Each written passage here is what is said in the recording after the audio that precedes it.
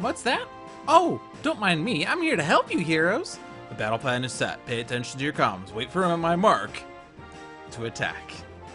Wait for my mark to attack. Also known as Luke Dolphin, the host of the weekly Dolphins Dive, Sentinels of the Multiverse stream.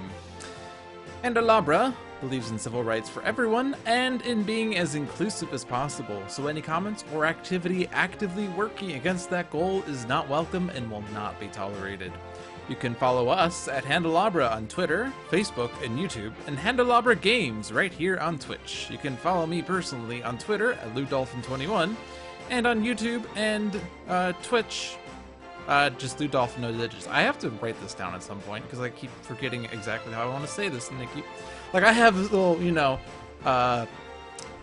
template that I have here that just says like you are watching Handelabra Games, civil rights for everyone. Follow us at Handelabra, and then I insert the part about following me personally because of course this is not tailor-made for me personally. But I always forget to make it more personalized, so I always try to fit that in there, and I never decide how I want to do it. So you might notice how I always stumble over my own personal segment. Regardless, Sentinels of the Multiverse is currently available for iOS, Android, and PC, Mac, and Linux via Steam. And I realized when I was rewatching Sentinels Live episodes that there's also supposed to be a part about, I guess iOS technically includes phone. It's also available for iPhone. So I was just rewatching episodes where it was just released on the iPhone, which were the good old days. And not just iPhone, but all mobile devices, or at least the iOS, Android devices. Regardless, they are available on digital media, and always via good old analog cardboard and ink. You can get the game and more info at sentinelsdigital.com. There, I tried to read it more slowly this time because I realized I've been really picking up the pace on this. No,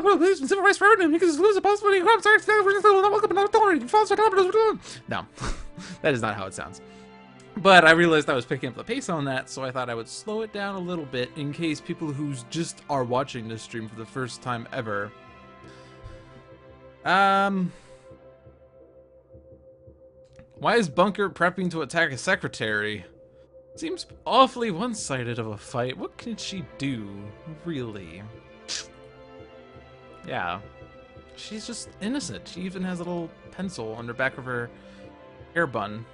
And one of the flies actually looks like it's giving her bunny ears. But that's make-believe. It's not a real fly. But hello, Bullnerup. Hello, Gaines of Castamere, Hankroyd, and Sanvar. There's the mouse. I need to have this so I can scroll through chat a little more easily. But hello, and welcome. We have misinformation here, facing off against the Freedom 5, the literal Freedom 5, as in the Freedom 5 variants Freedom 5. I don't think I've actually played as the full Freedom 5 since they all came out, since the Fall of Variants, which ended actually recently-ish. And we're playing in Freedom Tower, so Freedom 5 and Freedom Tower against someone who worked for the Freedom 5, in quotes, worked for the Freedom 5. I will leave it a mystery as to what kind of misinformation this is, but Freedom 5 Bunker has an adhesive foam grenade, a maintenance unit, a turret mode, and an upgrade mode. Freedom 5 Wraith has a mega computer, razor ordnance, trust fund, and utility belt. Freedom 5 Legacy has a bolster allies, danger sense, flying smash, and surge of strength. Freedom 5 Tachyon has an accelerated assault, a blinding speed, and 2 HUD goggles. And Freedom 5 Absolute Zero has an isothermic transducer, 2 modular realignments, and a thermal shockwave. I just realized I forgot to change settings from last week, so card display time now needs to be on forever. Tap to proceed. So I can actually read the cards out loud. Happy New Year to everyone! I know, this is the first time I've streamed this year. It's been a whole year since I last streamed on this channel. It's been such a long time, a whole 4 days, or, well, 4 days into the New Year, 7 days since the last stream. But hello, and I'm happy to be here streaming on Handelabra Games, although I'm not the first Handelabra stream, but hey, whatever. I'll take second. Alright, time to reveal misinformation. Villain, Demure Office Worker. Setup. At the start of the game, misinformation enters play. Demure Office Worker side up. Cards are revealed from the top of the villain deck until one diversion card is revealed and put into play. Other revealed cards are shuffled back into the villain deck. Gameplay. At the start of the villain turn, if there are 4 or more clue cards in play, misinformation flips.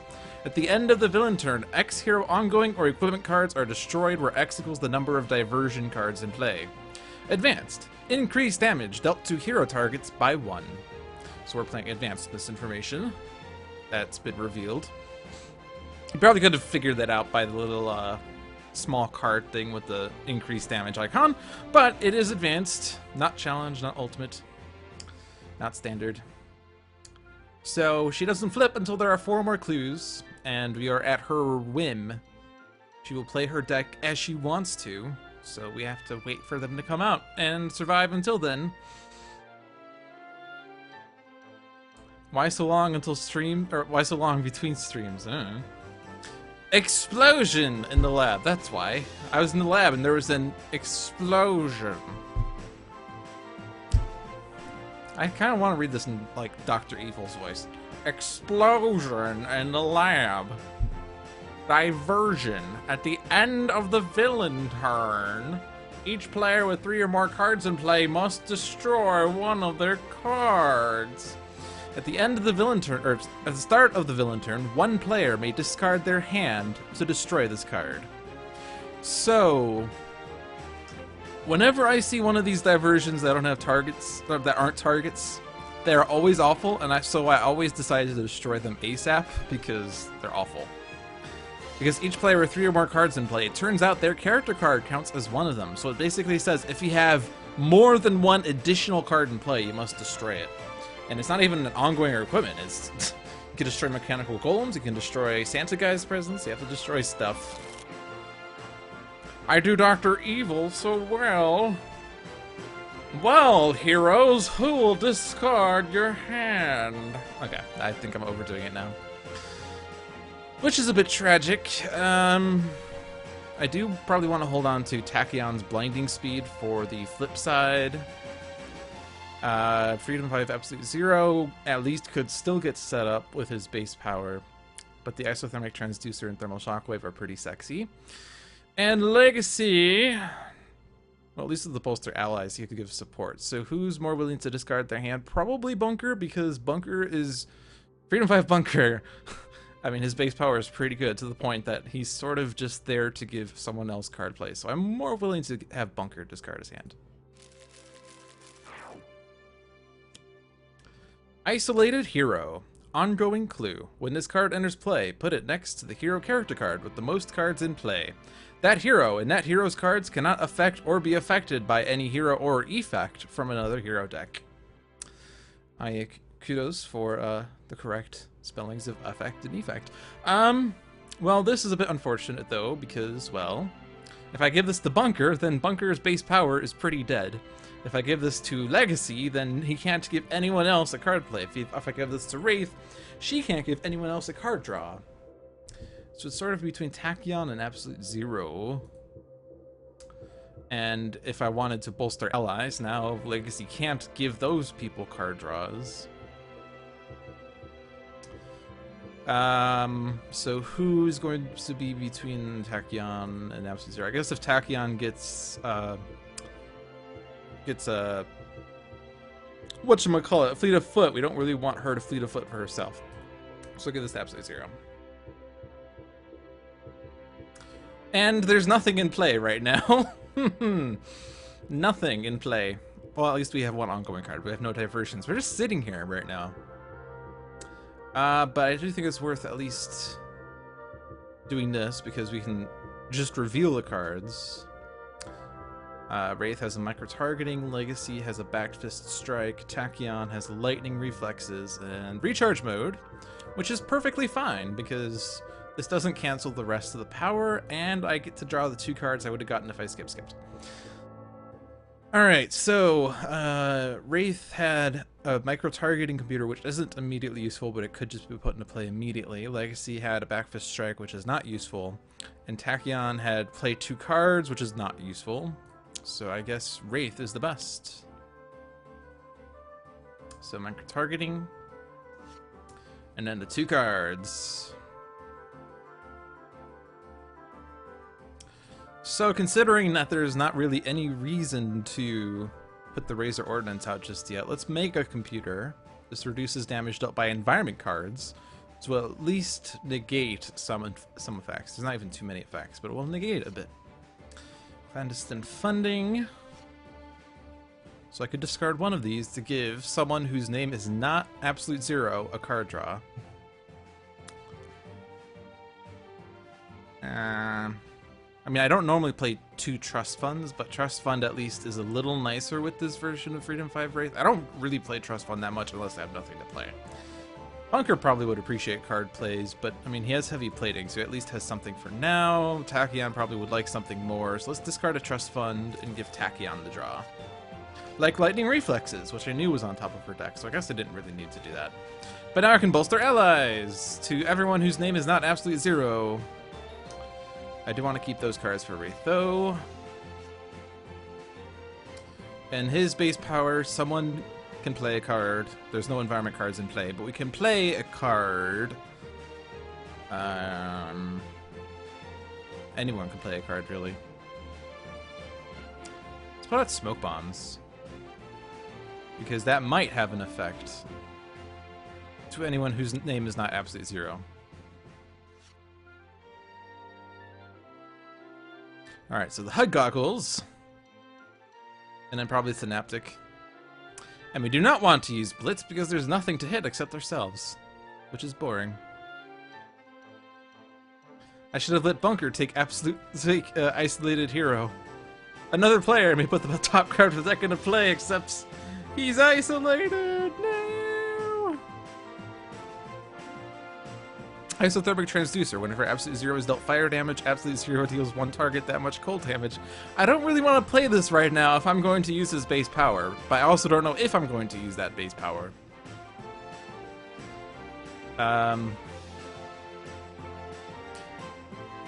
It might actually be decent to get out,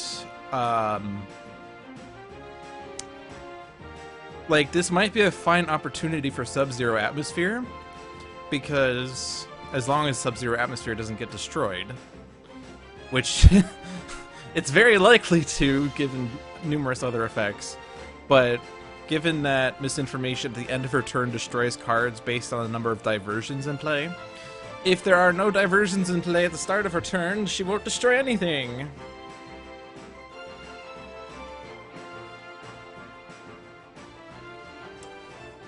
But I don't know. So I don't want to Isothermic, I think, for now. So I'll skip that. Or I guess, actually, no. I'll play Thermal, so I have that. And then you have it. Then I'll do this. And then... I mean, I guess I could put Cold Snap out. Sub-Zero is a bit of a gamble. He's been described as Frosty. From Schmendies? He's a Schmendy Schmrosty? Whatever. I'm gonna do Sub-Zero Atmosphere. If Misinformation forces me to have to discard my hand to keep that, I will do that. I guess it could be fine anyway. The front desk. Room. At the end of the environment turn, play the top card of the environment deck. And here's where the world's greatest assistant ever works. Legacy was giving another tour of Freedom Tower. Amelia Twain smiled demurely at the guests. That's actually funny. The adverb demurely to describe Misinformation, the demure office worker. Do you know, like, the people who, like, basically know 1 or 2 or 3, like, big words that they use all the time? Like, they think they're smart and clever, but they just keep using the same words repeatedly. Like Dolphin saying demurely, or spite. Oh wait, nope, this isn't spite. This is Misinformation. Ah, shucksy doodles. Yes, advanced Misinformation increased the self damage, so that was an extra effect. But oh well. Absolute Zero sort of likes extra damage to himself to an extent. Oh look, it's Caspit's playground. I don't know why this is a Dr. Evil thing, but room, all hero ongoing cards are equipment cards. Which is actually actually this is awesome for Absolute Zero. Poor Dr. Evil. Insider knowledge. Ongoing clue. Reduce damage dealt to misinformation by 1. At the start of the villain turn, move a diversion card from the villain trash into play. Well, that sucks. I actually sort of want to just destroy that one. It will destroy a clue, but it will also stop explosion in the lab from coming back into play.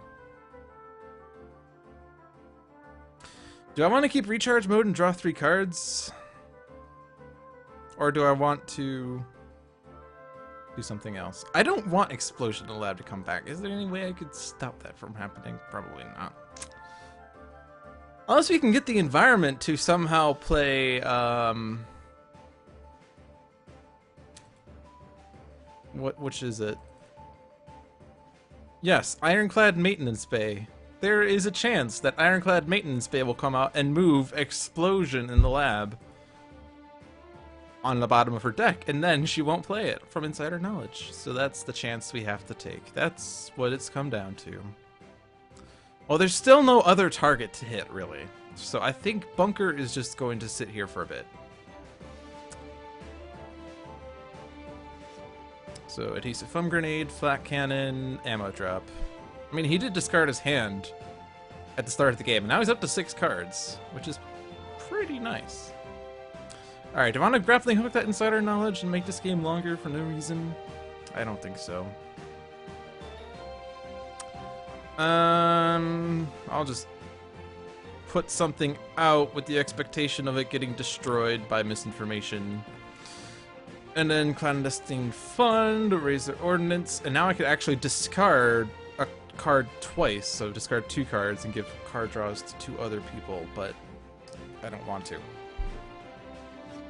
And an infrared eyepiece. That is great. I want that.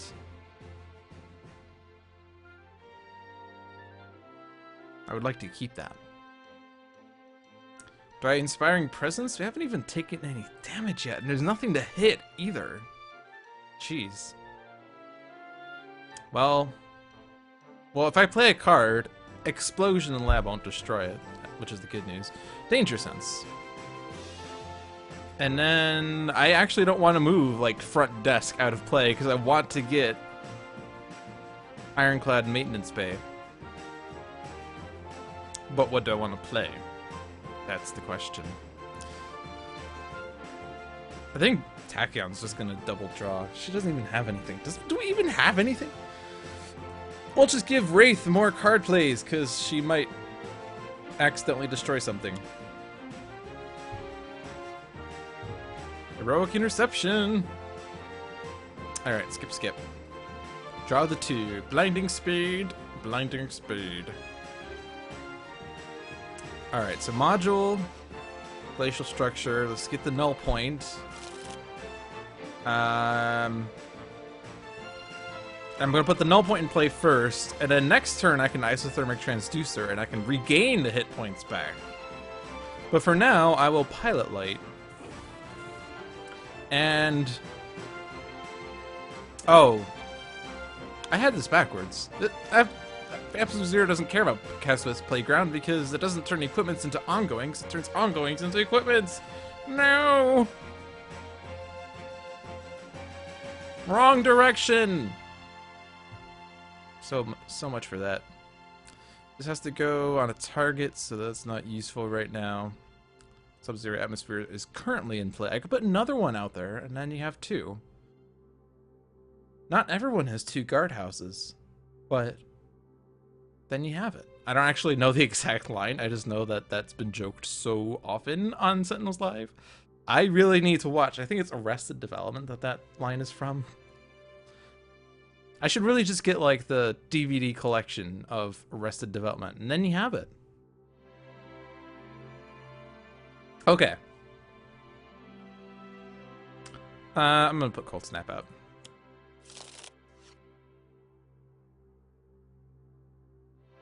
Come on, Ironclad Maintenance Bay. No! Frost's Cryo Chamber. Room. Increase all cold damage by 1. Reduce all fire damage by 1. At the end of the environment turn, deal each target 1 cold damage. Well, Absolute Zero is actually okay with that. Entry point. That is not the one I wanted. Always money in the banana stand. I'm guessing that's an Arrested Development quote. Well,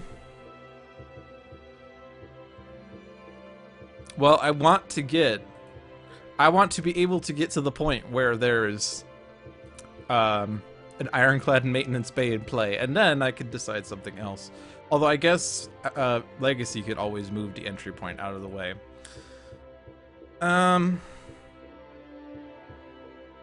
Does Wraith have... No, she doesn't. See, this would help Wraith, because her best card ever, Thingamabobber Doohickey, Impromptu Invention, actually could put Combat Stance into play now. Frost Cryo Chamber, I guess, is actually pretty negative, because there's no villain targets. This would heal Absolute Zero for 2. Does this increase damage dealt 2 hero targets? Oh yeah, we don't even want Frost Cryo Chamber. That's going to hurt us terribly. 3 cold damage across the board? Jeez. Alright, so Explosion in the Lab is back. Actually... Oh, because of Sub-Zero Atmosphere! This is ruined! But I could just keep having heroes discard their hand to destroy Explosion in the Lab, so I guess it's not terrible. But I do have to destroy stuff, or I destroy Sub-Zero Atmosphere. And then you don't have it.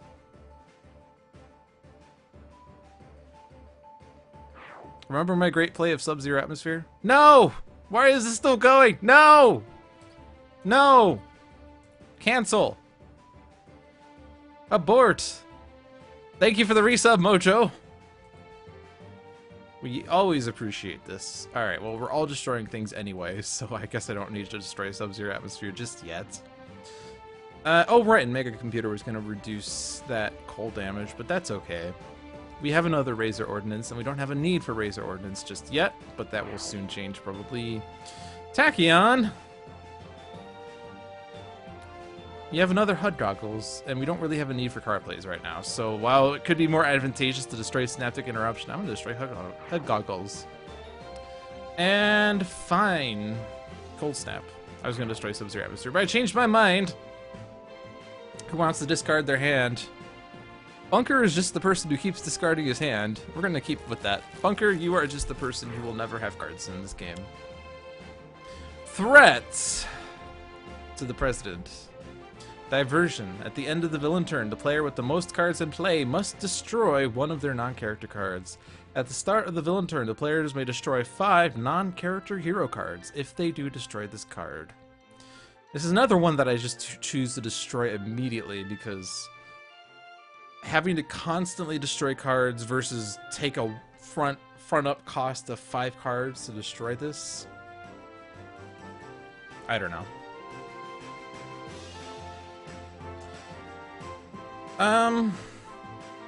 Well, with insider knowledge in play, we're probably not going to be able to get rid of Explosion in the Lab. Although, no, we could still keep cycling through the environment deck, I guess. Okay. Still no targets. And we've actually not taken any damage yet, except for Absolute Zero, who hit himself twice. But now I can Infrared Eyepiece. So we can control misinformation a bit. We have a Diversion, and we have an Isolated Hero. And that's probably going to isolate Wraith. But that's okay, because we don't need to worry about her as much. I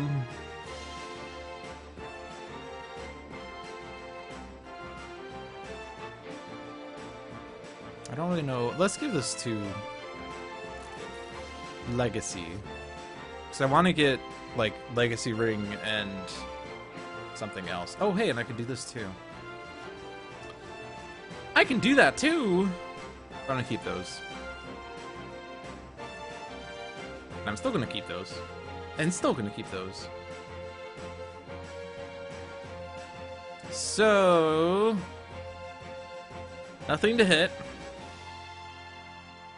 I guess I should really just play cards for threat to the President. So we'll Surge of Strength, and I'll move Entry Point out of the way. Actually, Entry Point is actually freezing Frost.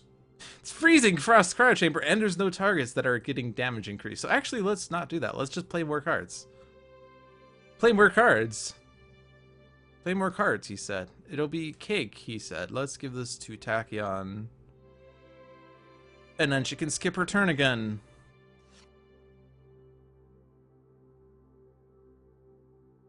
Skippity skip. Alright, and then Isothermic Transducer, and now Absolute Zero can actually heal when he does this. Like, he will literally heal. He automatically targeted himself because he's the only valid target! That is awesome! There's no ambiguity about what target it is. It's just Absolute Zero. Unfortunately, Impale would just die. Cold Snap, I guess, could just be put out to be destroyed. Or I could put out Coolant Blast to destroy it. Or I could put out another Sub-Zero Atmosphere. We'll just put another Sub-Zero Atmosphere. Yeah, that one.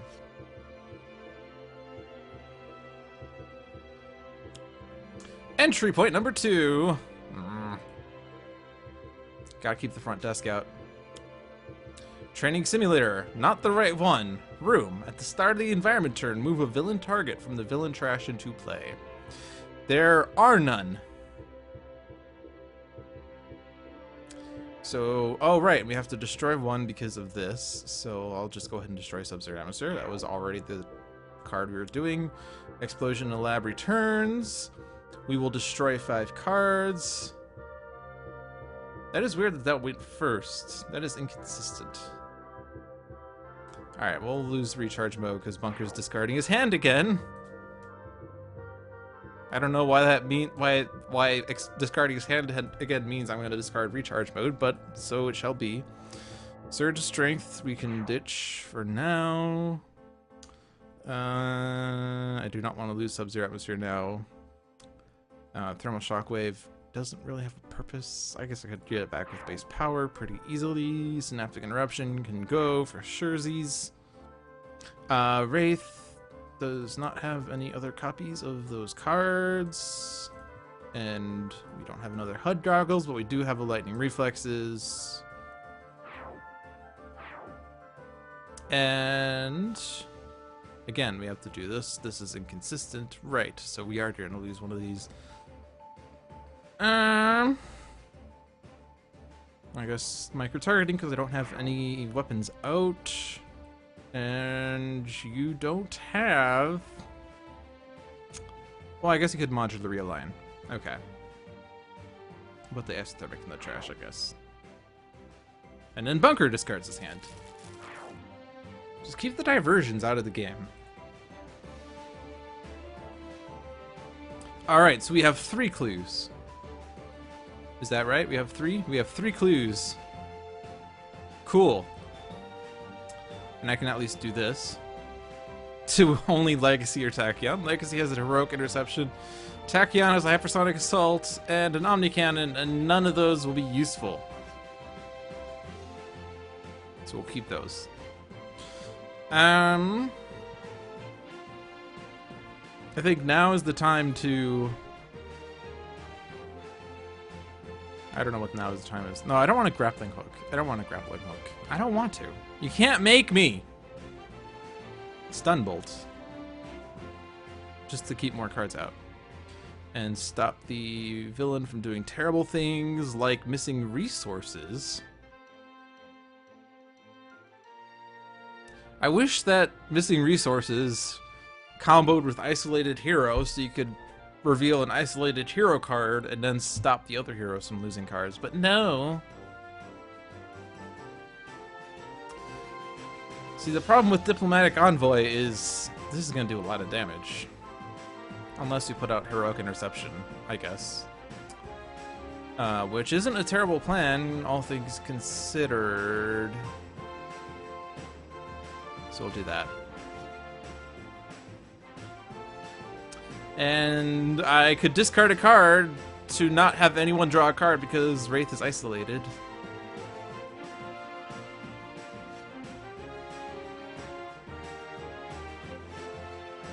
Okay. I do not want to discard.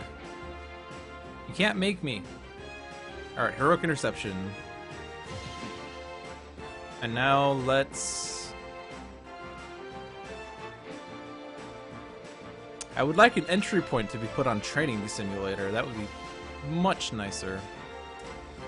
Do I want Tachyon or Bunker to play a card? I guess if Bunker plays Omnicannon and he can't discard it... How does Heroic Interception Isolated Hero work? Actually, it won't work. Wraith and Absolute Zero are still susceptible to damage. That is a fair point. So, Wraith will take the damage from Diplomatic Envoy. But Bunker won't. That's still decent. I could trick Insight, I guess. I wish I had Research Grant, though, because then I would have a power I could use. So I'm just going to skip. Yeah, Wraith had the most cards in play, so the text of Isolated Hero put it next to the hero character card with the most cards in play. So at this time, Wraith had more cards than Absolute Zero. Alright, Modular Realign. Get this. And then this happens automatically, which is funny. In fact, I think this is going to heal me to max, probably. Or no, it's not. I'm just going to regain one more. I'm actually regaining HP and putting an extra card into play. I think that's fine.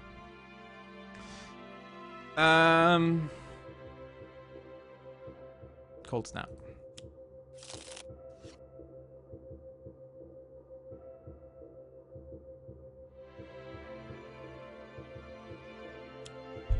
Perfect. I wanted that on Training Simulator. Ironclad Maintenance Bay. Room. At the end of the environment turn, put the top card of each trash pile under its associated deck. This is actually going to put the wrong one on the bottom. So now I have to destroy another 5 cards.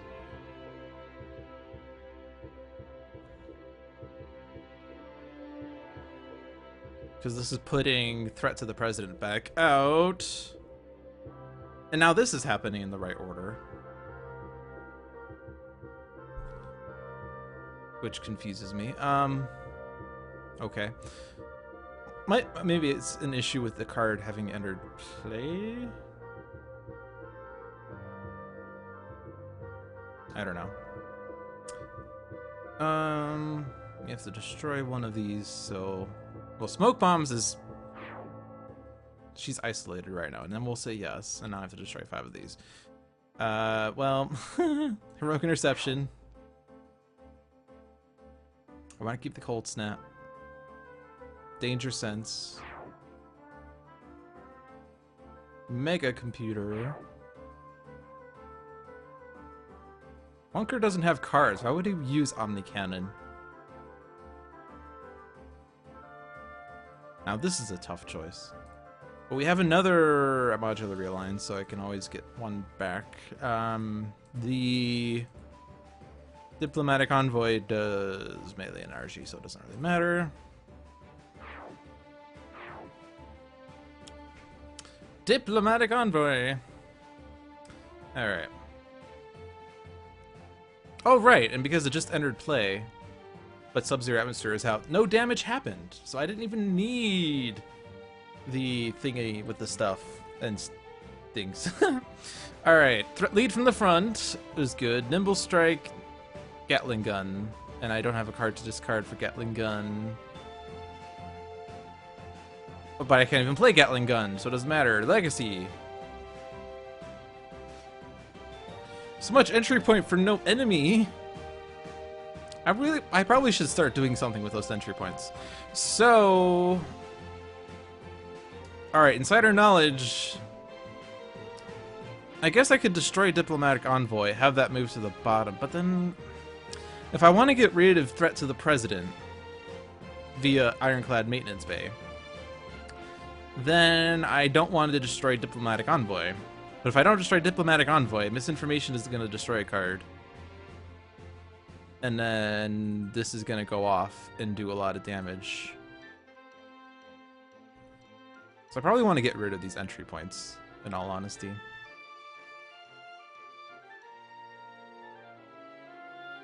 Which is fine, I have means of doing that.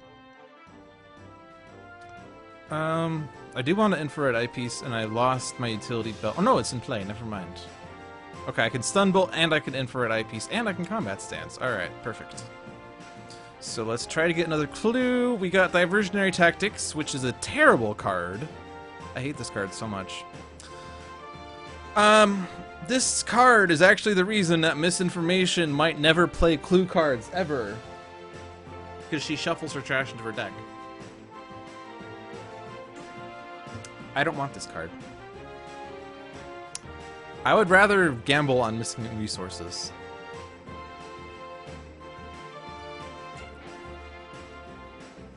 Now let's go ahead and reduce Diplomatic Envoy's damage.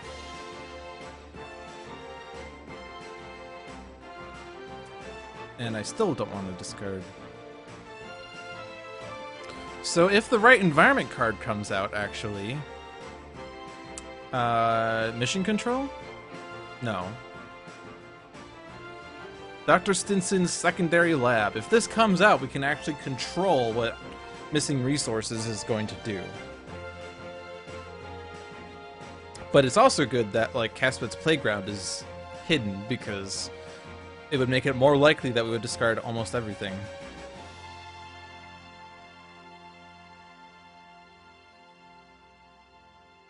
Okay, now what? We do have something we want to hit. But we also have to bear in mind that something's going to get destroyed.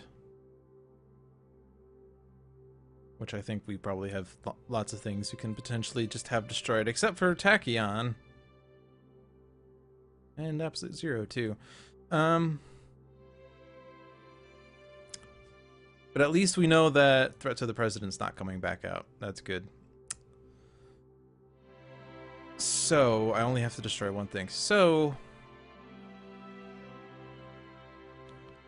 I'm going to put out Inspiring Presence. I think this is only going to benefit Bunker and Tachyon. Actually, Tachyon can Hypersonic Assault. I don't need to worry about the Diplomatic Envoy just yet. Okay. We're fine. I mean, we do have to destroy something, but we're fine.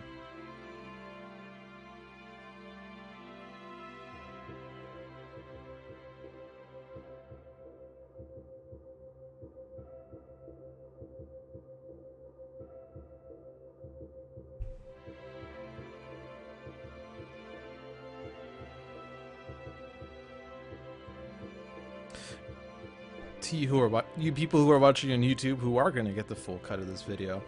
My internet's been causing a lot of issues lately, so I'm going to stop the stream for a moment.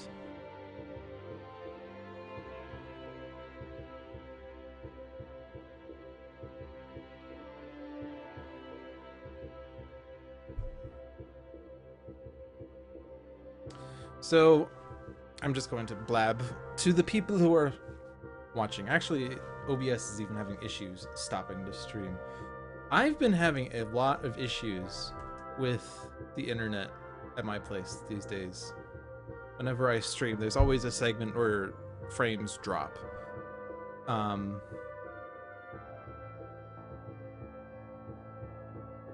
even having an issue loading speedtest.net. I don't know what causes it. Probably other people in the house doing things to use up the internet bandwidth, but it's been happening repeatedly, frequently. Or it could just be the provider deciding to be terrible. I don't know.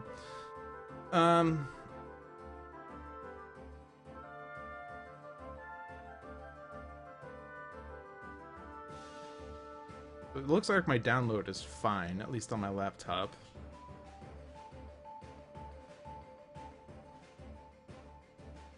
I mean, it could also just be an issue with Twitch servers, too. Yeah, the upload is actually decent right now. The thing, though, about speed tests is that sometimes the providers recognize that you're doing a speed test, and they change the settings to make it seem like it's better than it is. So I'm gonna hit start streaming now. It looks green. Looks green. 0 dropped frames. I'm going to say the following letters, and you have to recite them in the proper order. F-E-H-P-R-Q-Y.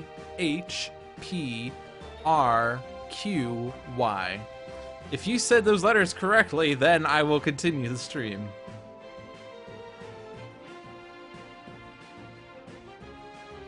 That was probably too fast. No one actually heard the letters.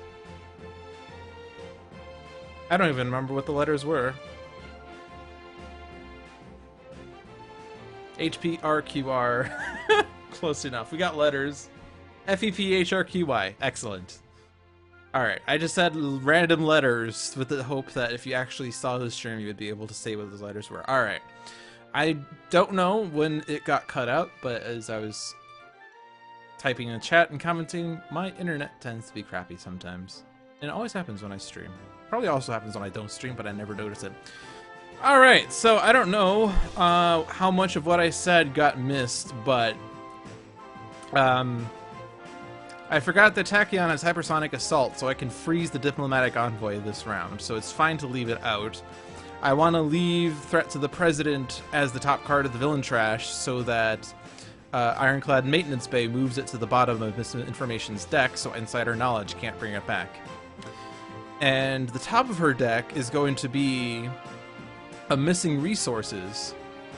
So our current hope is that we eventually get Dr. Stinson's secondary lab, so we'll know what missing resource will get revealed.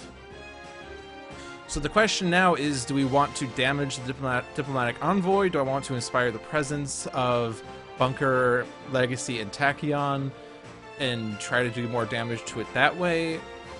Because by leaving the diplomatic envoy out, Misinformation is going to have us destroy one card. I think I'm going to inspire the presence. Because we've not actually taken any damage except for Legacy and Absolute Zero. And now I don't actually have to... Oh, I think I do want to move one of these in case... Because we still have one more entry point. And I do want Front Desk to get to Dr. Stinson's secondary research lab, and I want to keep Ironclad Maintenance Bay in place. So we're going to get rid of one of these. We don't want Caspit's Playground. Frost's Cryo Chamber is going to hurt. Trading Simulator would be pretty bad, actually, because it will move Diplomatic Envoy back into play. So Frost's Cryo Chamber is going to hurt, but at least Absolute Zero will survive. Or I could just not do that, because I don't have to worry about the entry points just yet. But if the top card is an entry point, I'll be pretty sad. But I guess there are worse things. Alright, we'll just play another card. When in doubt, play more cards. Play the Gatling Gun.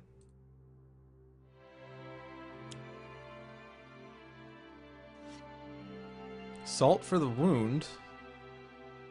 Salt? Alright, I could Lightning Reflexes, Hypersonic Assault, Accelerated Assault. Bearing in mind that her cards are going to keep going to the bottom of her deck now, so I don't really want Bursts to be on the top. But Lightning Reflexes would be put on top, and that's fine. So Lightning Reflexes, Accelerated Assault, and then Hypersonic Assault. And now Hypersonic Assault's on top, and then Lightning Reflexes are on top, so that's fine. Now I could use this power for free. I don't have to move bursts.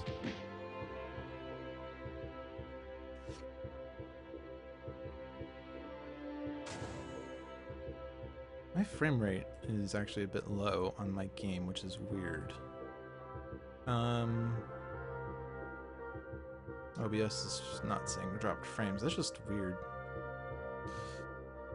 Alright, I want to get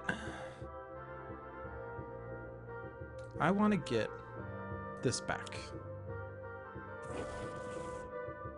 And now I could actually hit the Diplomatic Envoy, but I'm still going to hit myself because I don't want the Diplomatic Envoy to get destroyed too early. Actually, no, because we don't have Frost's Cryo Chamber out.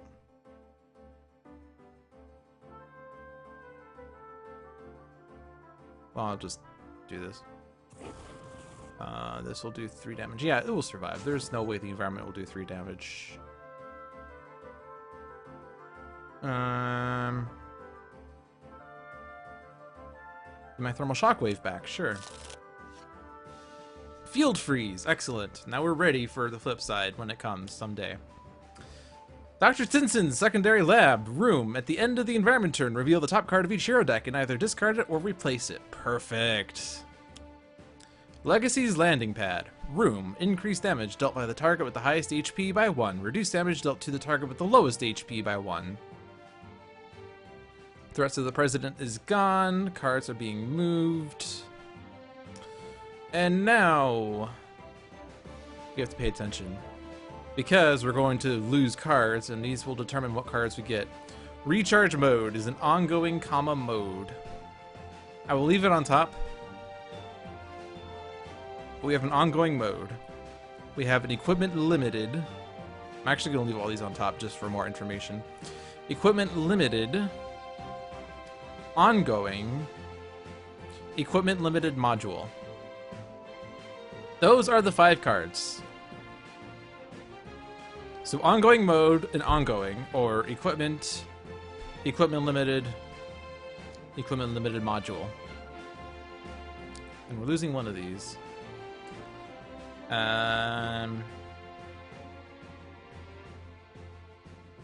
So part of the question is, what are we going to lose? And the second part is, what are we going to discard?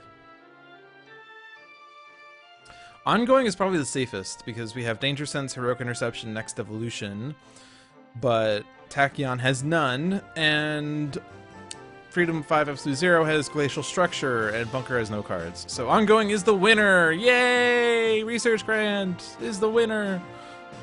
Winner, winner, chicken dinner! So with Recharge mode, I can keep Gatling Gun out and keep funding it, which is fine. I don't want Combat Stance, actually, because when Ongoings get destroyed, we deal ourselves damage, so we don't want that. Missing resources. One shot. Reveal the top card of one hero deck. Each player discards every card which share any of the revealed card's keywords. Discard the revealed card. Tachyon. Oh my gosh, Research Grant. Alright. Yay, we survived that. I can destroy the Diplomatic Envoy. In fact, I have to. Freedom 5 Bunker is considered to have the highest. Sure.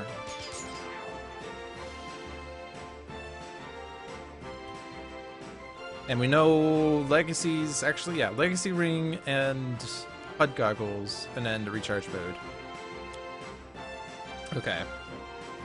So, I don't have another power, but that Legacy Ring is pretty nice. I can get the HUD Goggles whenever I want, so sure. Alright, so maintenance unit, external combustion. I'm gonna ditch the maintenance unit. Alright, so if we can reveal the right card, we'll have her flipped in 2 rounds. So the question is, do I actually want to start destroying these environment cards? Because we do have Field Freeze, and when she flips, she will destroy a clue card at the start of her turn, because she flips at the start of her turn. So she'll destroy 1 clue, and then we'll be able to destroy 3 more with Absolute Zero easily. So I could use Grappling Hook and Blinding Speed for environment control, because now I don't really want the front desk.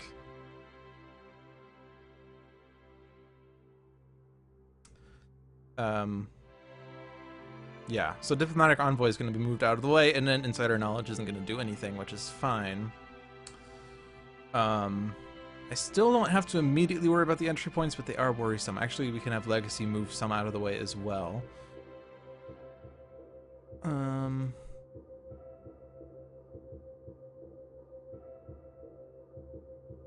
So I don't think I want the front desk. I don't really want to keep getting cards. So Grappling Hook, the front desk. And then reveal. There's a clue. Misplaced memo. Which is probably we're going to have it destroy itself anyway, because it's going to have us deal damage. But that's fine. We're going to get a clue. Alright, so then let's just draw, because I can't hit anything.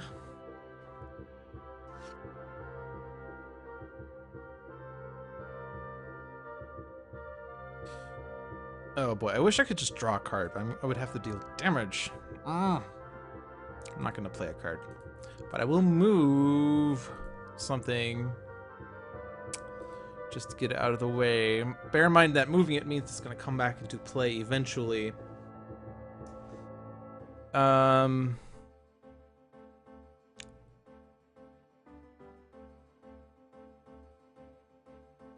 Because Diplomatic Envoy, yeah, we don't want that moved. I can keep this in play for a bit longer, I guess. No, I don't want that, actually. I'll just move it out of the way. There, it's gone. It's gone! Okay.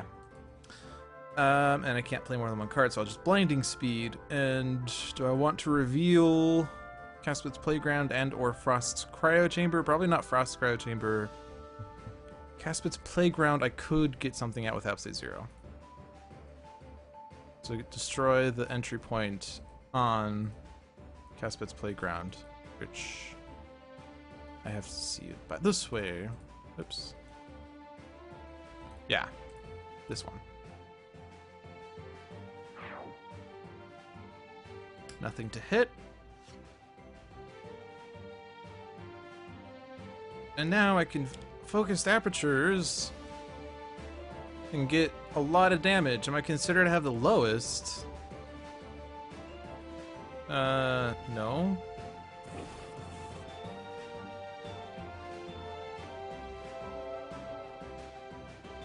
I don't know if that mattered or not. I don't think it did. Right, yeah, no, never mind. Absolute Zero still can't use. Why do I keep forgetting this key fact? Ongoings are not equipments, but equipments are ongoings. No, I have that backwards still. Equipments are not ongoings. Ongoings are equipments. That word. Mission Control. Room. At the end of the environment turn, reveal the top card of each hero deck in turn order. If the revealed card is a one-shot or a limited card already in play, discard that card. Otherwise, put the revealed card into play. So this is going to be fun. We're going to get free cards, and hopefully they don't kill us. So if this is not a one-shot or a limited card already in play, we should discard it. Gatling Gun is already in play, so let's go ahead and discard it. I don't know why I'm doing this. Let's keep that. Let's just choose for me. Keep that. Ditch that. That's already in play. Yeah. So ditch that. Turret mode for free. Recharge mode was destroyed. Mega computer. Motivational charge. Pushing the limits. And cryo chamber. There it is. All the free cards. Misplaced memo. Ongoing clue. The non-hero target with the lowest HP is immune to damage. At the start of the villain turn, each hero target deals itself 2 psychic damage. Good news is we won't have to worry about that effect. Oh, man. Bunker. Bunker!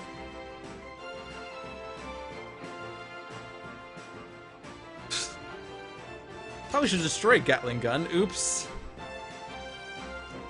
Yeah.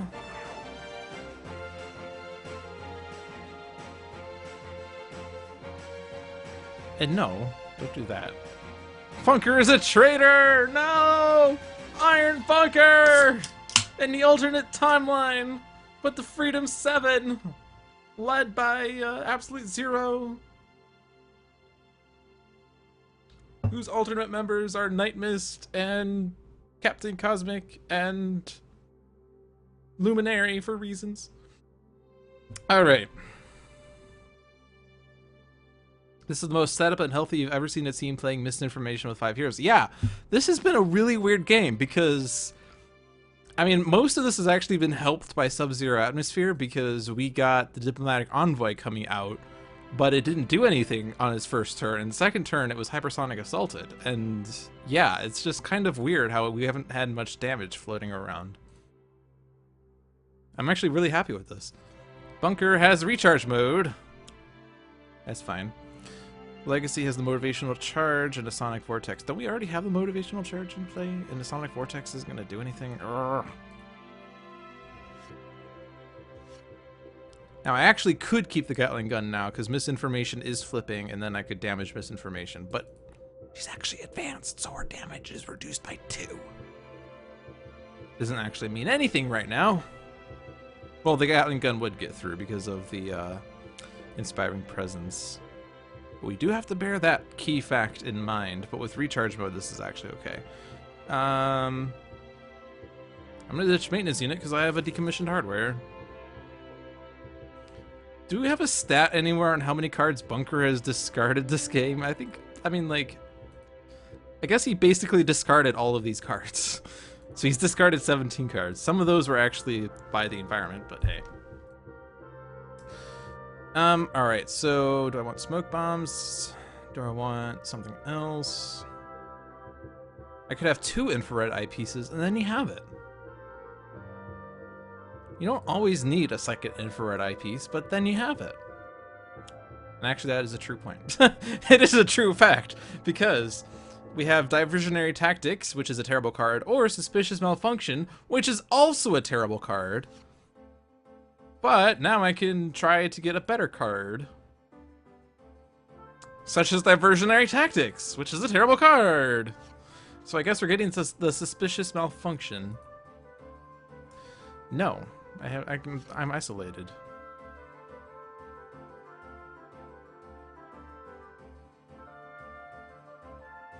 Windows wants to restart. I don't want to restart. I'm streaming right now. Can't hit anything, can't hit anything, can't hit. Nope. No, it's on my laptop, so don't worry. Sorry, my laptop wants to restart. My desktop doesn't. It actually did do the update on my desktop earlier. So I can do 2 powers, but I can't hit anything. Do I want to move cards? This is Frost's Cryo Chamber. How many mega computers do we have? We have just 1. Well, we'll wait on that until she's flipped. I could destroy entry point for free. Yeah, I'll do that one. There's a lot of entry points in the deck, is the problem. There's 3 entry points, and one of them is not on the bottom of the deck, so I'm not gonna do this because this is gonna hurt.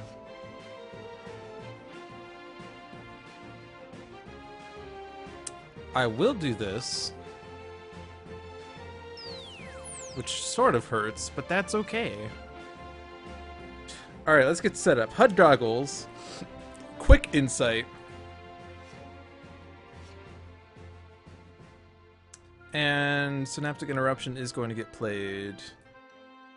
Well, I guess I could have, like, Blinding Sped. Let's lose the Nimble Strike, let's lose the Sucker Punch. I do anticipate being hit for a bunch by misinformation. Probably on her flip side. Maybe 3 Psychic? Yeah, sure. Synaptic Interruption. Don't use the power. Cards. Keep the Field Freeze. Modular Realignment. We don't have equipments. Oh, we do have Thermal Shockwave and Cold Snap. Thermal Shockwave's already in play, but I could Cold Snap. Nope, that's already in play. Never mind. We're not going to do any of these things. So I'm gonna hold on to those. I've been dealt no fire damage, but there's also no non-hero targets. What cards do we even have in my deck still that I don't have? Coolant Blast is already in play. Glacial Structure. I guess I could just put a card out for it to get destroyed. Actually, I guess I could put the... Okay, this is what we'll do. We'll put cards out because we're going to have a terrible card come out. We're gonna have what terrible card? Concealed Betrayal is a terrible card. No, it's not even that card. No, never mind. Just kidding. What was it? Suspicious Malfunction is a terrible card. That one. So we'll modular realign to get Sub-Zero Atmosphere back out.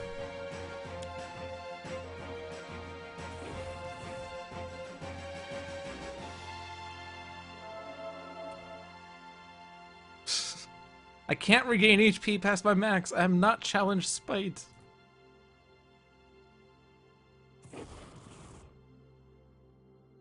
Yeah, this is kind of really funny how Absolute Zero just can only hit himself. All right. Glacial Structure or Coolant Blast. Glacial Structure, because whatever. Doesn't matter. There's the Impale. Entry point. All right, what do we want to lose? So Ironclad Maintenance Bay doesn't actually matter right now. Because there's no diversions in the trash, and we're going to destroy Insider Knowledge soon, so this one doesn't matter anymore. And it's also hurting Tachyon a smidge. Mission control is fine. Legacy's landing pad is going to hurt for a bit, but once misinformation is down, it could help. Actually, I guess if I just get rid of Legacy's landing pad... Nope, actually, because... Actually, remember when I said people who think they're smart only have like 1 or 2 words to keep using? Actually, that's a false fact. Because actually, I'm smart. No, I want to keep Dr. Stinson's in mission control. Caspit's Playground, maybe someday. Did Wraith ever... She has 3 impromptu inventions. She's never seen them. They were the bottom 3 cards of her deck. We'll keep Caspit's Playground in play. So I guess Ironclad Maintenance Bay? That rhymed with play, fun fact.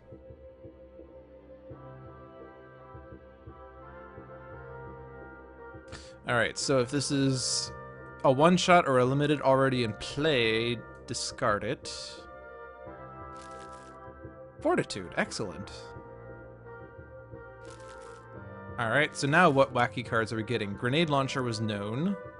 Impromptu Invention was discarded! No! Wraith! What are you doing? Wraith! No! Alright, she flipped. She's destroying something. Misplaced Memo.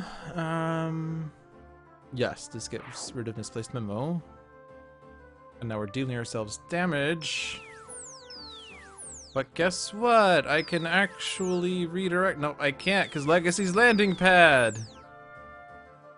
And then these are dealt damage. A lot of damage, actually. But guess what? I have Synaptic Interruption after all.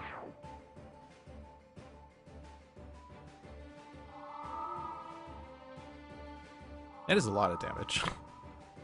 I should probably get rid of the entry points. Suspicious Malfunction. Ongoing clue. At the start of the villain turn, each player may destroy any of their equipment cards. Then each hero target deals itself 5 minus X lightning damage, or X is the number of equipment cards destroyed this turn. Actually, Caspit's Playground helps with that. No, it doesn't, because ongoing cards are equipment cards. No, that's fine. Yes, excellent. I know what I was doing after all. Don't look at me like that.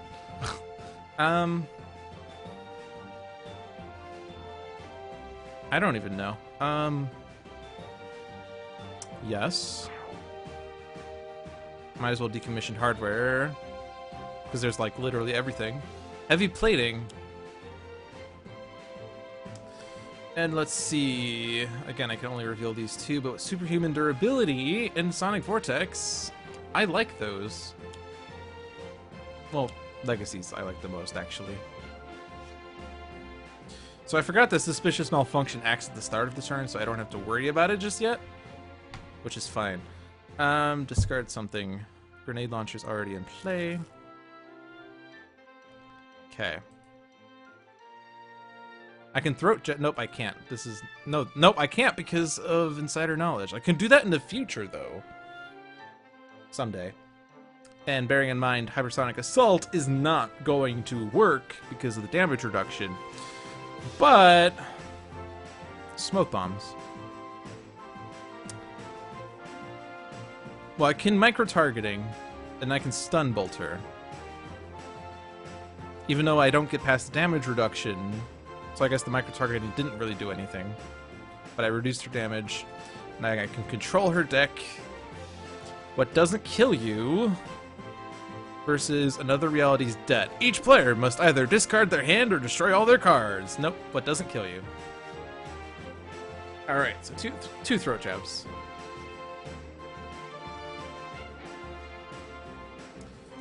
And now I can Motivational Charge. Sweet. I'm just gonna pile on the damage. Because my name is Jeremy, and I support this message. Look at that superhuman durability acting. I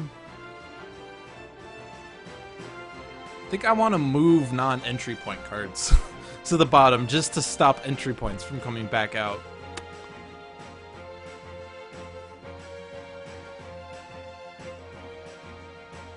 And then I can destroy the entry points.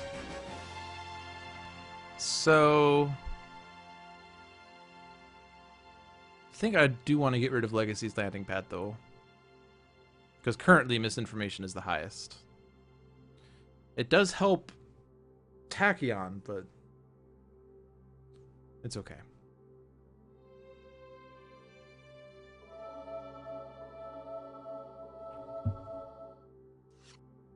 Alrighty.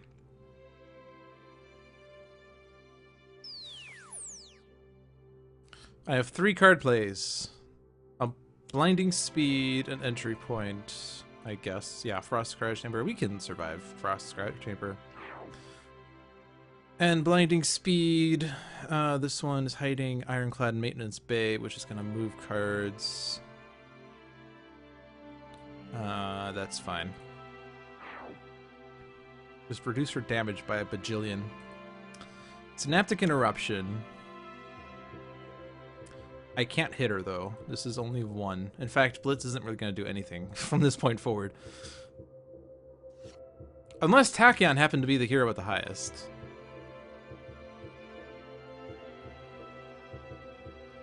So much for that. Alright, Field Freeze away. I was going to get rid of more of these, and then I didn't. Oh well, that's fine.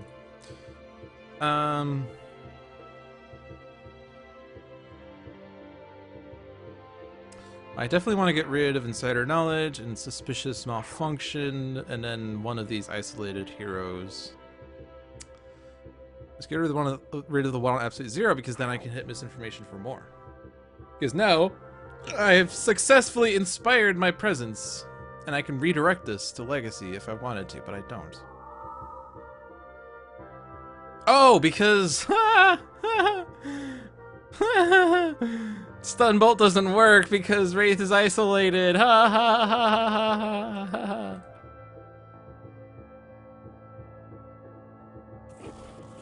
Do I even need this? I don't know. We'll do this. And get something out. Impale.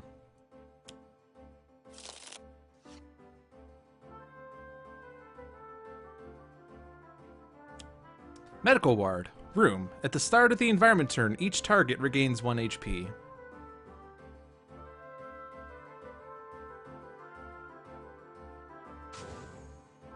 Yeah, it doesn't work because it's a hero card.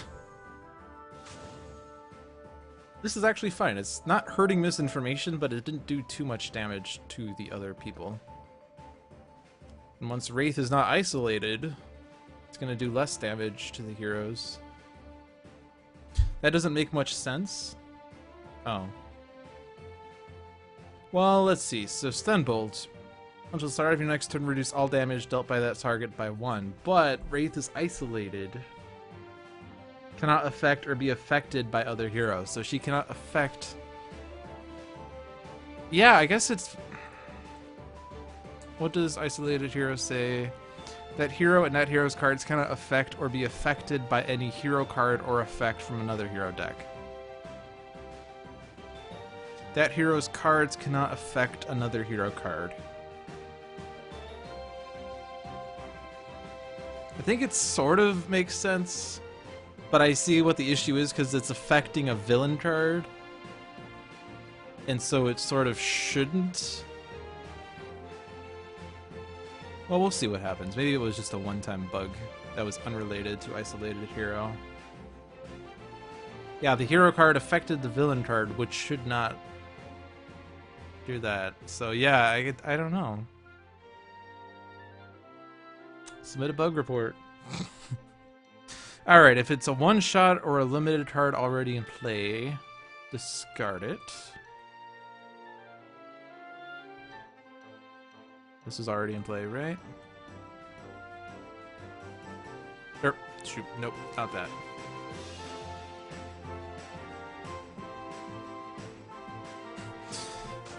John, we found another bug!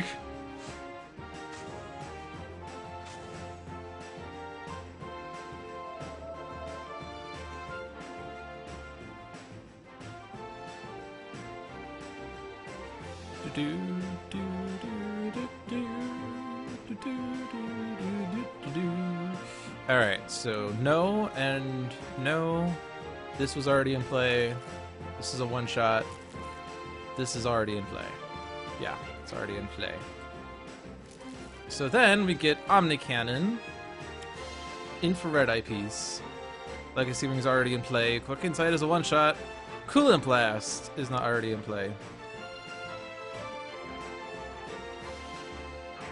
Yeah, I agree, there is some issue there.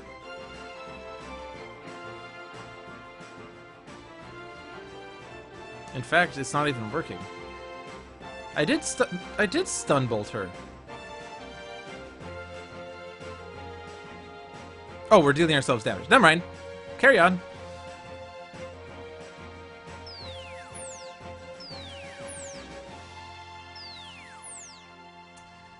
I would do 1 point of damage here. She's gonna do her own damage though. But it's only gonna be for 2. But then if I hit her, she's gonna hit me for 3. Which I would like to Synaptic Interrupt. I think I'm gonna hold off to this.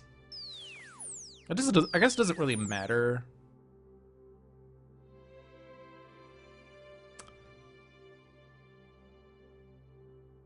Actually, I am interested in this one. Because this is not the self-damage.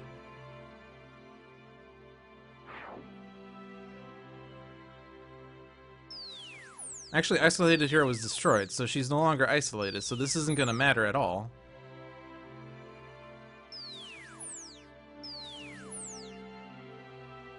Yeah, these are all stun bolted. And these can all redirect to Legacy. So actually, I do want to Synaptic Interrupt, I think. Since I can't Synaptic Interrupt her damage anymore. Alright, I don't know what happened. So I do want to do this one.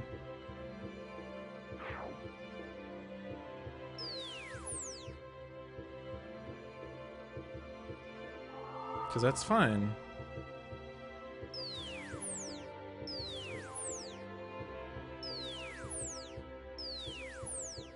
And then all of these can redirect to Legacy for 0.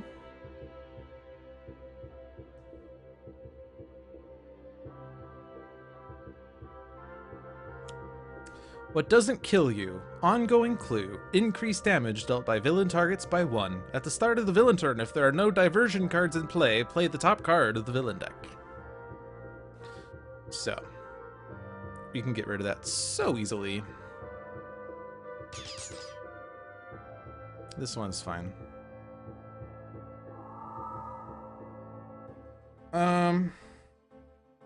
Play extra cards. I don't even have extra cards. Do I want to move? No, I don't. I just want to external combust. Which didn't really do that much because it's fire damage. Oh, I did want to. No, never mind. Shoot. I want to destroy upgrade mode. I keep thinking it's like the Scholar, where it's like, do you want to discard a card to keep this card in play? No. But the answer is, do you want to destroy it? Yes, I do want to destroy it. No, I don't want to move cards. External Combust for 1 point of damage. To both me and Misinformation, I guess. And now I can do this. Everyone! Mega Computer. Fortitude. Fleet of Foot. Isothermic Transducer. So the answer is Fleet of Foot. Which we happen to know what all these cards will be. And I don't think any of them were actually that exciting. But Tachyon gets a Lightning Reflexes. And we can play a card. Like Fleet of Foot. Alright, so this one will be exciting. We get Flat Cannon, Micro-Targeting Computer, Inspiring Presence, Supersonic Response, Field Freeze. Play Bursts. We're going to use her nuke.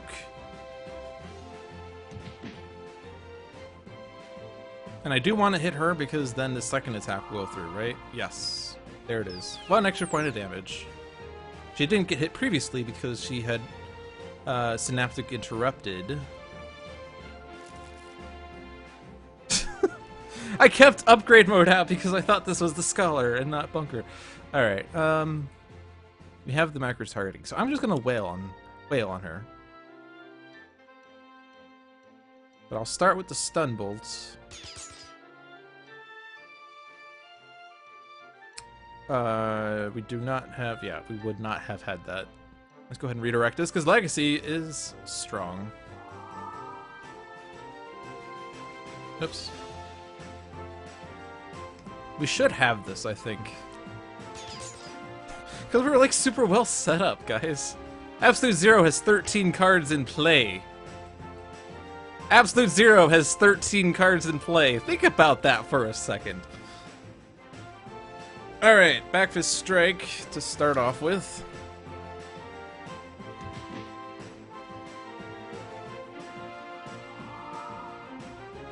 And then someone could play a card. Who could do the most?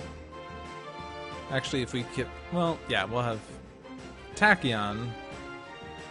Accelerated Assault. I guess that didn't actually do anything. That's probably the worst one that I've played, actually. It only puts 1 extra burst in her trash.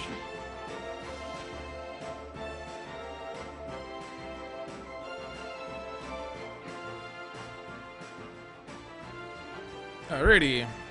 Yes. And then the lightning reflexes. And now I'm playing 4 cards, so Sonic Vortex.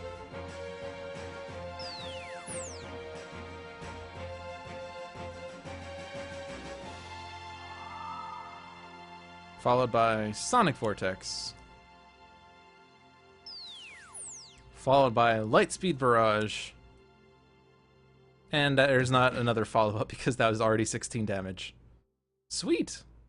Also, that music ended perfectly. It ended perfectly. It was a perfect lead-in to the victory theme. I beat Advanced Misinformation with 5 heroes.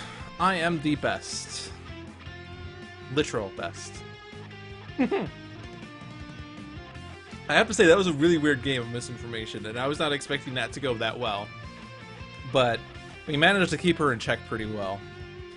Part of it, though, is that Infrared Eyepiece did help filter her deck, because we never saw a Diversionary Tactics. As I said, Diversionary Tactics is a terrible card, because if she plays Diversionary Tactics, she reshuffles her trash into her deck, and then it's all up in the air as to what will come out.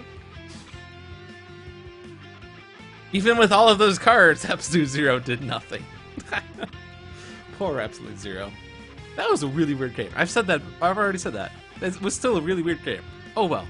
We're done. No, we're not done. It's time for viewer's choice.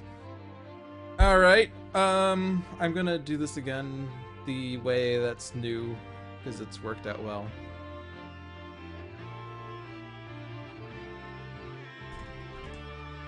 So as it... I mean, you'll see this after the question, and I'm sure people have responded. So the way I've been doing it is I make a list of people who want to participate in Viewer's Choice, and then I ask the people in order 1 question at a time. This enables me to have a bunch of questions out at once to make this process a little more expedient. Because actually I was looking at older videos, and I saw that there were like 10 to 12 minutes of people choosing, which doesn't really make for a great video, honestly. It makes for great participation, but people watching on YouTube just skip forward 12 minutes, so... Mr. Urtel says, you just got the game and you had to get the Season 1 Pass 2. You're really enjoying it so far. It is a great game. I love this game so much, because it is... The rules are incredibly simple. Play power draw on the heroes. Play the top card of the deck on whatever deck, this villain or environment.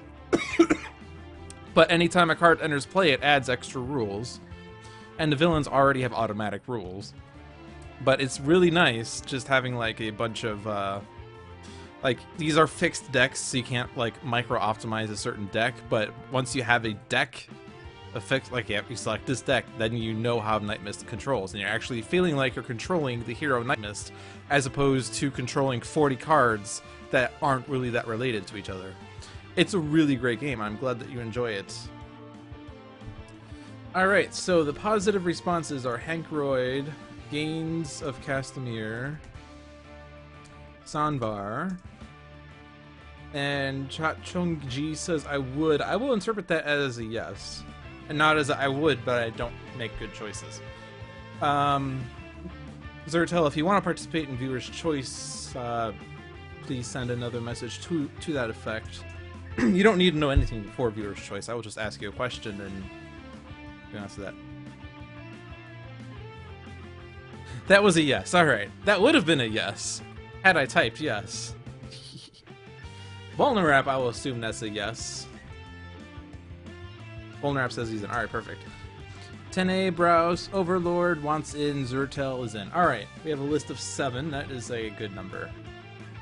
So, I'll start typing this after I start responding so you can actually probably hear this first. I will ask the following questions. First, Classic or Team, which, if you have Season 1, you don't actually have Team options. Team is Season 2 exclusive. But Classic is 1 villain, Team is H villains, where H is the number of heroes. Once we have that decision, we'll probably have another decision as to the number of heroes, because that will actually determine the next question. Like, so, choose the villain would be the second question, or choose the number of heroes and villains would be the second question under Team. Regardless, the question that follows that would be choose villain number 1. And then choose hero number 1, including variants, so you can specify the variant, so this will make it even more expedient. Choose the second villain if we're in team match. Choose the second hero, etc. until all the heroes have been exhausted. Then the environment. And at the very end, or at least the very end of the question list, so sometimes earlier, choose the difficulty of the villain, or the individual villains, because these also have individual difficulties, I think, but I'm not seeing that pop up anymore. Can I not do that anymore? There's no more advanced button. Never mind. I guess we're not choosing individual difficulties anymore. That's not a thing. Why would that be a thing? That's weird. Was that house rule? Or not house rule, was that decided somewhere? I don't know. There's no button here that says choose difficulty, so... Oh well. So I guess, well, we'll just say choose the difficulty overall. That way. Alright. Maybe they have to be selected. Oh yeah, maybe that's it. That is a fair point. So if they're selected... Aha! There it is. Okay.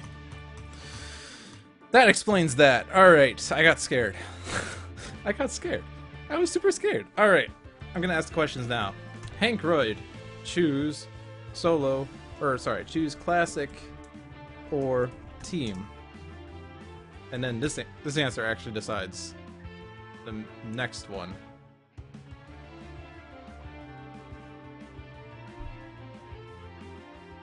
Classic. Alright, we're playing classic, so Gains of Castamere.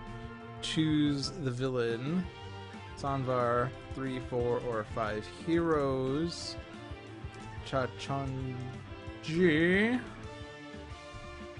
Choose hero number 1. Vulnerap, choose hero number 2. Tenebrous, choose hero number 3. Sanvar says 3 heroes. So Zertel, you're choosing the environment. And then Hankroid is choosing difficulty. Those are all the questions. Feel free to discuss within yourselves as to what will happen.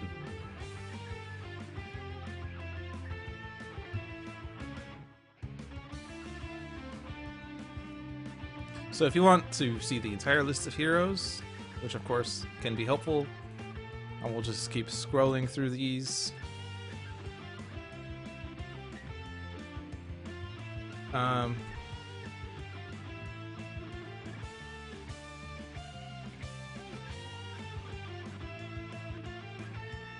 Cosmic Requital. Best of times, Chrono-Ranger. So Chunji was Hero 1, so yeah, Requito Cosmic in the lead, Best of Times Chrono number 2. So Villain, Hero 3, Environment. Villain is Plague-Rat. Freedom 6, Unity.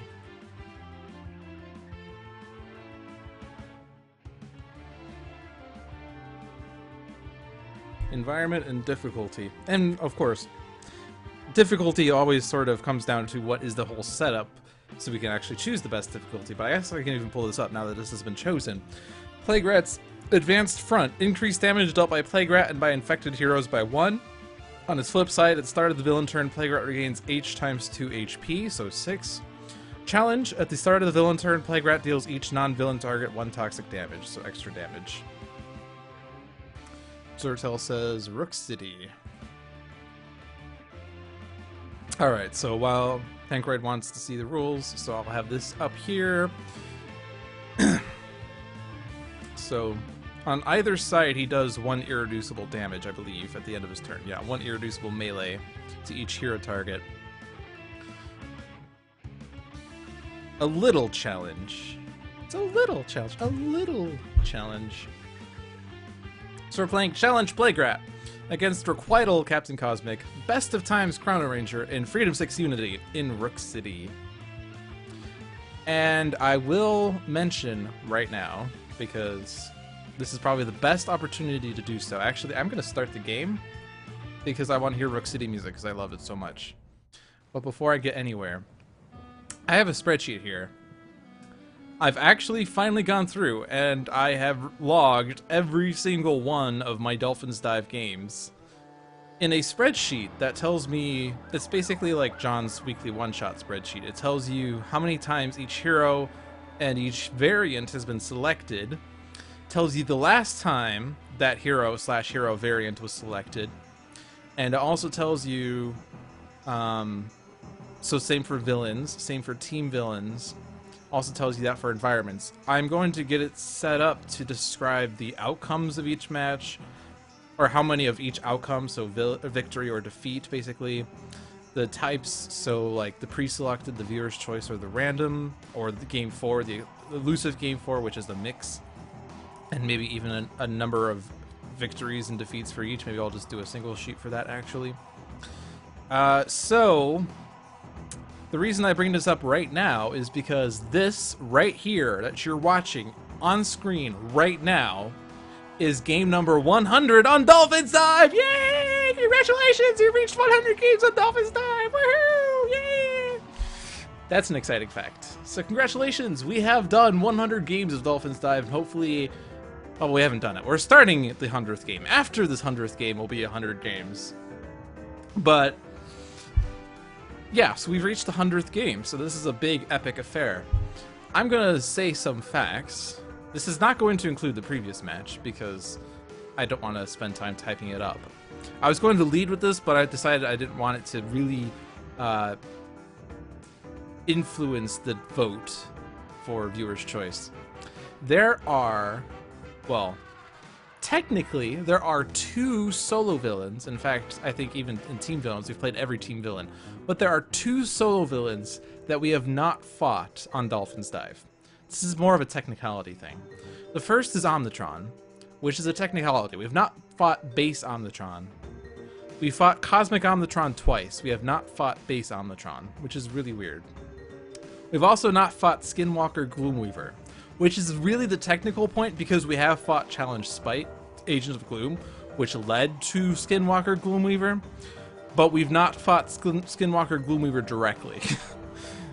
But yeah, that's the technicality. So we've not really fought the base Omnitron, but we fought Cosmic Omnitron twice. In fact, both of those Cosmic Omnitron matches were ultimate matches because they were viewer's choice, and we lost both of those. The villain, other than that, who we have fought, so Omnitron and Skinwalker Gloomweaver asterisk has never been fought on Dolphins Dive. What is the villain that hasn't been seen for the longest time? The answer is really interesting because it is Plague Rat. What? This match right here that we're playing right now is the one that we haven't fought for the longest time. According to my records, hasn't been fought since game 1 with John. So it's really nice that we're playing Plague Rat, because now this will reset all the records.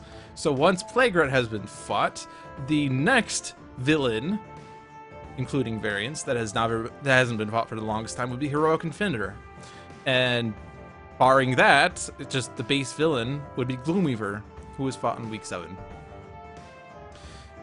Alright, so just to be more inclusive, so I guess I should also discuss what is the most frequent villain that has been fought. And it is a tie between La Capitan and Targor Warfang at 6 matches each. As for team villains, Biomancer has been fought 11 times. Baron Blade has been fought 9 times. The least frequent is Friction, and Friction hasn't been fought since week 8, which is also weird. Can't believe it's been that long. Alright, so hero counts. So, the most frequent hero, I'm not going to count variants because that's a little harder, is Legacy at 22 matches. And the second most is Mr. Fixer at 21 and Setback at 21. And interestingly, base Setback has been used 5 times, but Darkwatch Setback has been used 16 times. That seems weird. How many Iron Legacy games have we fought? Iron Legacy has been fought 4 times. 1 standard, 3 ultimate. Do I have the number of ultimate games fought? So I don't have the stat for team villains because team villains is a little weird. But of the solo matches, actually I think this is going to be a little off because I wasn't sure how I was going to set this up, so this is going to count some team villains but not all. 23 ultimate matches out of 76 solo and a couple teams. So 23 ultimates, which is cool.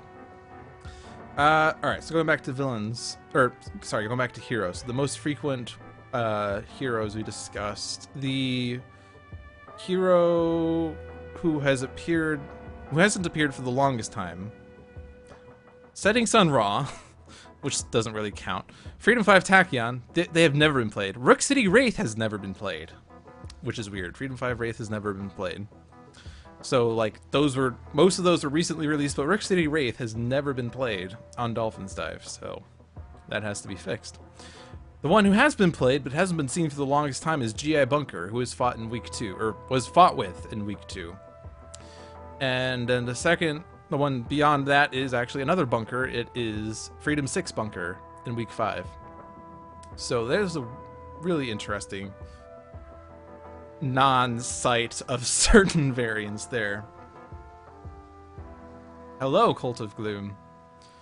Oh, and the least used hero, I guess, is another interesting thing. In fact, this is also really interesting. The least used hero is Wraith at 7. And honestly, Wraith is... And actually, this is going to go up by 1 because we just used her in a previous match. So it's actually at 8, and Freedom 5 Wraith has been used, and so has Freedom 5 Tachyon. So Setting Sun Ra and Rook City Wraith are the only 2 heroes we've not seen on Dolphins Dive. But, yeah, Wraith is actually one of the heroes that I don't really like too much because she seems too strong. I don't really like heroes that are too strong, but she can do almost anything. Alright, environments. It will come as no surprise that the most frequently fought in environment is Rook City at 10, including this match, it's 11. The least frequently fought are Insula Primalis, Megalopolis, Wagner Mars Base, and Omnitron 4, and Freedom Tower, but that will change, all at 3. And the environment that hasn't been seen for the longest time is Tomb of Anubis, who was last seen in week 20. Alright, so, if you don't care for stats, I am done with that, but this is the 100th game, so I thought this would be an opportune time to at least present these stats for the people that care about it. For the people who don't care about it...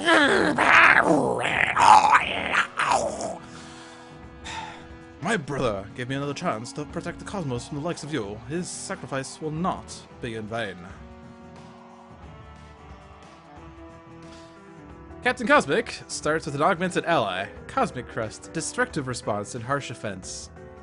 Best of Times Chrono-Ranger has Why are we playing Best of Times Chrono-Ranger against Plague Rat? This doesn't make sense. Eye on the prize, Hunter and Hunted, Kill on Sight, and Sudden Contract. Freedom 6 Unity as Champion Bot, Platform Bot, Raptor Bot, and Robot Reclamation. Yeah, I intentionally didn't give you these stats because I didn't want it to influence this week.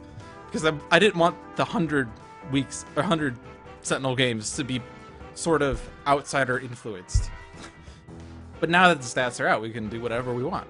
Plague Rat, Villain, Plague Bearer, setup. At the start of the game, Plague Rat enters play, Plague Bearer side up. Plague Locust is put into play, the Villain deck is shuffled.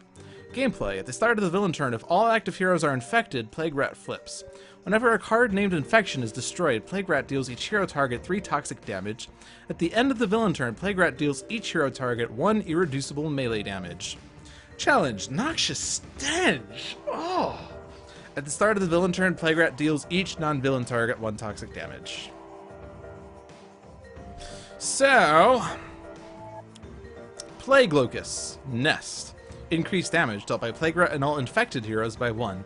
At the end of the Villain turn, Plague Rat regains X HP, where X equals the number of infected heroes. Damage.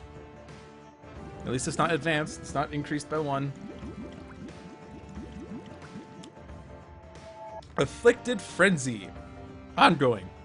At the start of each hero turn, if that hero target is infected, they deal X melee damage to the hero target with the highest HP, where X equals the number of infected heroes. There are no infected heroes. Alright, no infected heroes, but Plague Rat does a lot of damage, and here we are. Why are we playing Captain Cosmic against Plague Rat? That is not a good plan. Right. People want a damage race.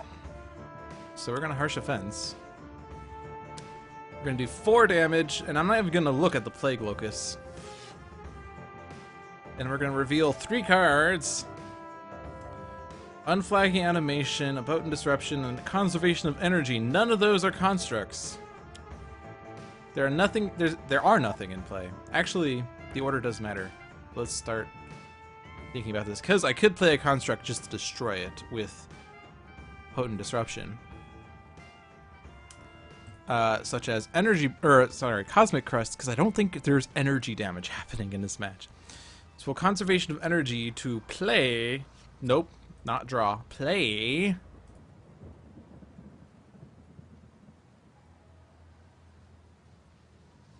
Yeah, having constructs and mechanical golems get irreducible damage sort of sucks, but that's okay.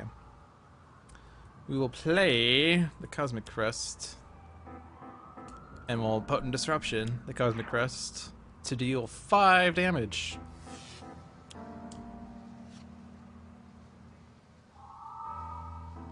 All right. I think getting by any means on the Plague Rat to keep up with this damage race. And Plague Locust, you could be affected by any means as well. Because why not? You're the only other villain target in this game, ever. Alright, do I want to deal myself damage to get a platform bot out so that Plague Rat can destroy it? Sure, why not? I'm not even going to reclaim because that's just how I roll. There's the B-Bot. We can destroy Plague Locust, or Afflicted Frenzy. Toxic Sludge. At the end of the environment turn, deal each target with at least 5 HP, 2 toxic damage. Then, deal each target with at least 10 HP, 3 toxic damage. At the start of the environment turn, each player may discard 1 card. Any player that does may destroy 1 environment card. This is going to hurt Plague Rat. It's also going to hurt us. But hey, damage race.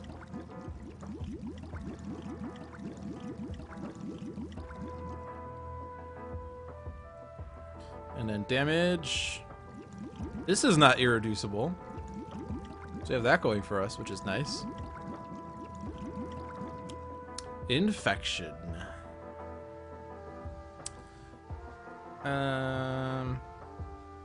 Okay, I'm gonna give this to Chrono. Not because I have any real good reason to. It does increase his damage.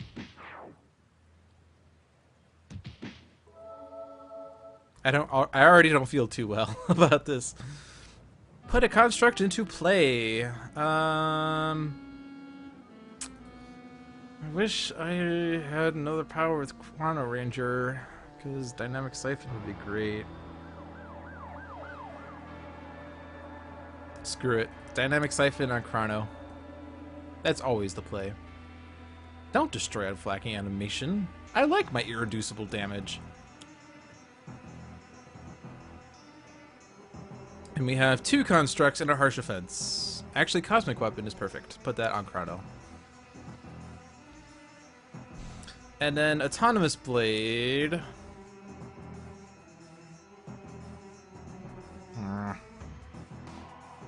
It doesn't matter because it will get destroyed.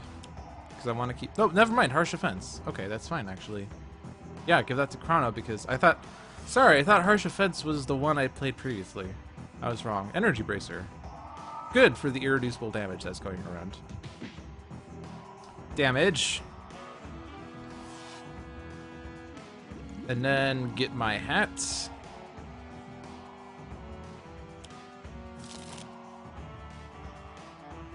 My laptop wants to restart. Yeah, it wants to restart. Reschedule! I'm willing to do this soonish, but not nowish. That time. There. Alright. And then, Eye on the Prize. I like to Eye on the Prize as like a combo card with Hunter and Hunted, but I don't really feel like I'm going to last too long, so I'm going to Hunter and Hunted. Then I can use the Cosmic Weapon for 7 damage. And now the hope is that we can get Dynamic Siphon triggered twice more. Or maybe thrice more. I don't really think we'll be able to do that.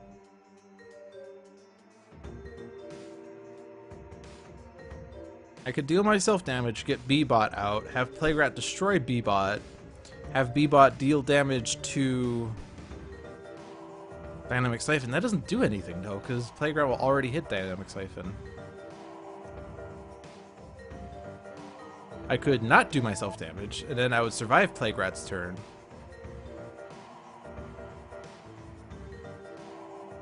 I could reclaim Platform Bot and get Platform Bot and do 4 more damage to Plague Rat.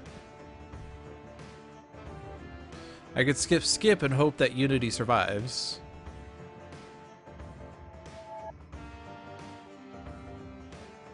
She's not surviving. Actually, no, I wanted Platform Bot.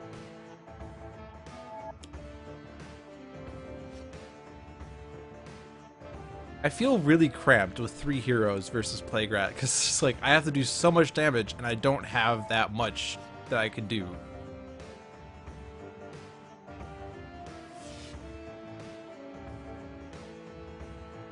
Do I want to destroy this? This will hit Plague Rat for 6? 7? No. Scum and Villainy. At the end of the environment turn, play the top card of the villain deck. At the start of the environment turn, the villain character card with the highest HP deals each hero target 2 melee damage, then destroy this card. Well, we now have a clock on when this game is over.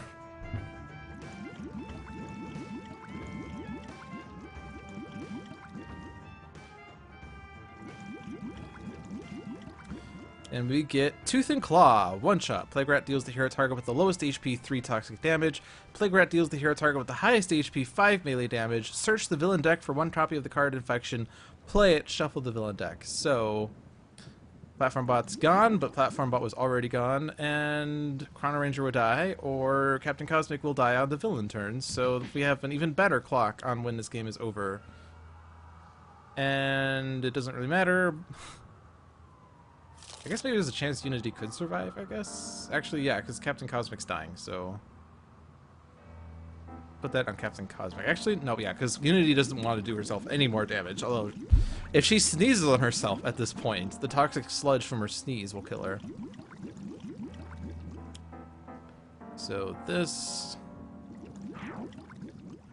And then put this, or I guess that, and then the infection on Cosmic.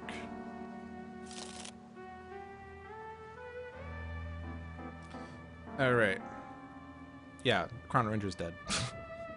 And Cosmic's dead as well. So let's hit the dynamic station first. But this game's not... this game's ending, just not in the way that anyone really wanted it to.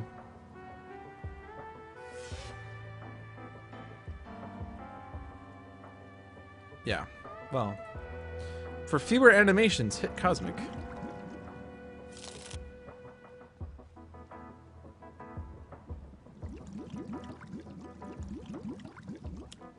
Noxious Bite. One shot. Plague Rat deals the hero target with the lowest HP 3 toxic damage. Search the villain deck for a copy of the card Infection. Put it into play. Shuffle the villain deck. So there's Unity. Infection. But there aren't any other active heroes. Ravage. One shot. Plague Rat deals each hero target other than a hero target with the highest HP 2 toxic damage, meaning no one because there's only one hero. Search the villain deck for as many copies of the card Infection as hero targets damage this way, also known as 0. Play them. Shuffle the villain deck. And game. So much for that. This was the 100th game, and it ended too fast. I don't know that I really had much of a shot, though. I could have tried to take out, like, Plague Locust to reduce Plague Rat's damage and the infection damage, but... he was already doing too much damage to the Chrono-Ranger. That was 4... that, like, even without the Plague Locust, that was 4 damage to Chrono-Ranger each round. And with Infection on Chrono-Ranger and Infected Frenzy, that was at least 5 to Chrono-Ranger, so... and with... Plague Locust, that's 8 damage to Chrono-Ranger, so 101 sounds cooler. Dare I do 101 now? I mean,